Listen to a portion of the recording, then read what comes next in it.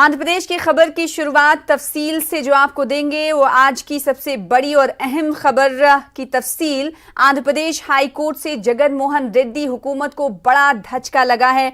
अदालत ने हुकूमत के रियासत में 3 सदर मकाम बनाने के इरादों पर पानी फेर दिया है। हाई कोर्ट ने अमरावती को ही सदर मकाम के तौर पर डेवलपमेंट करने की हिदायत जारी की है। हाई कोर्ट ने रियासती हुकूमत और AP capital region development authority को 6 महीने के अंदर अमरावती को दारुल हुकूमत के तौर पर तरक्की देने और बगैर किसी तरमीम के मास्टर प्लान को नाफिज करने का हुक्म दिया है। अदालत ने रियासती हुकूमत से कहा है कि वो 3 महीने के अंदर प्लॉट्स किसानों के हवाले करें। हाई कोर्ट ने अर्जी गुजारों को 50,000 मुआवजा देने की भी हिदायत दी है। वाज़ेह है कि जगन हुकूमत ने रियासत के तीनों इलाकों की यकसा तरक्की के लिए रियासत में 3 सदर मकाम अमरावती में लेजिस्लेटिव, विशाखापट्टनम में एग्जीक्यूटिव और कर्नूल में जुडिशियल कैपिटल बनाने का मंसूबा किया था। रियासत की तकसीम के बाद अमरावती को सदर मकाम बनाने का साबिका हुकूमत ने फैसला लिया था और किसानों से जमीन हासिल की थी। जगन हुकूमत के फैसले के खिलाफ अमरावती के किसान और अवाम ने तवील जद्दोजहद और एहतजाज की और बात अदालत तक जा पहुंची। अदालत ने हुकूमत के 3 सदर मकाम के फैसले पर पानी फेर दिया है। चंद्रबाबू नायडू ने अदालत के फैसले को रियासत के 5 करोड़ अवाम की जीत करार दिया है। तो अमरावती को ही सदर मकाम के तौर पर तरक्की देने एपी हाई कोर्ट के फैसले का अमरावती के किसानों ने खैर मकदम किया है। अमरावती के किसान खवातीन ने हाई कोर्ट के अहाते में खुशी का इजहार किया। इन्होंने अदालत के फैसले को अमरावती के अवाम की जीत करार दिया। जय अमरावती के नारे भी लगाए और अदालत से इजहार तशक्कुर किया। वाज़ेह है कि अमरावती के अवाम ने गुज़िश्ता 800 दिन से लगातार एहतजाज किया है। एहतजाज इनका जारी था। कानूनी लड़ाई के बाद आज उन्हें अदालत से राहत मिली है।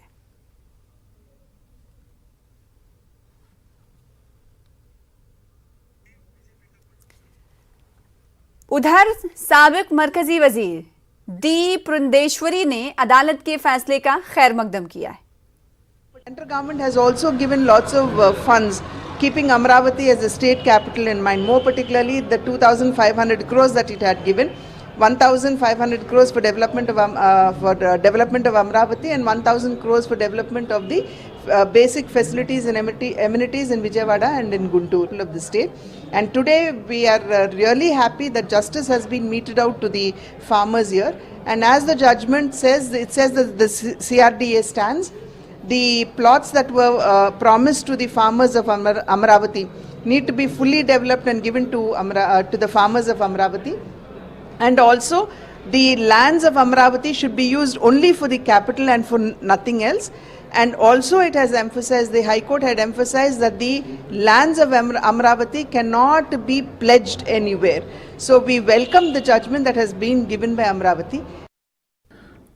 तेलुगुदेशम पार्टी ने अदालत के फैसले का खैर मकदम किया और जगन हुकूमत पर तमाचा करार दिया। सीपीएम ने किसानों और अमरावती के अवाम की इसे जीत करार दिया है। Today a landmark judgment was delivered by the Honorable High Court with regards to the capital of Amravati. It is a slap on the face of Jagan Reddy's government, which had been trying to shift the capital from Amravati, which had been trying to implement the 3 capital formula. So it is a slap on the face of the Jagan Reddy's capital of Amravati. It is the victory of the farmers who have been agitating for more than 800 days to fulfill the demand of one state, one capital. So after this judgment, at least the Jagan Reddy's government should stop bifurcating the capital. We are welcoming on behalf of CPIM. It is a victory for the farmers and the people of Amravati. The total verdict to implement the infrastructure and plots development.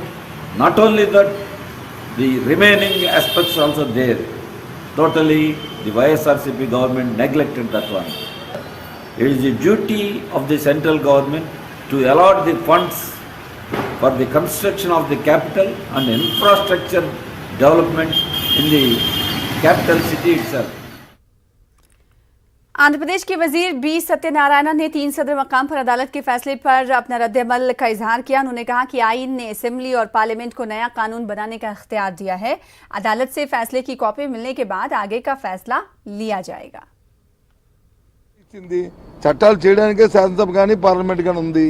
Parliament చట్టాలు చేయడానికి మీకు అవకాశం లేదు, శాసనసభ చట్టాలు చేయడం అవకాశం లేదని చెప్పారంటే నేను దాన్ని విశ్వసించట్లేదు కదా. ఇదేం కొత్త ఏం కాదు కదా, నాకైతే ఏం కొత్త అనిపించట్లేదు.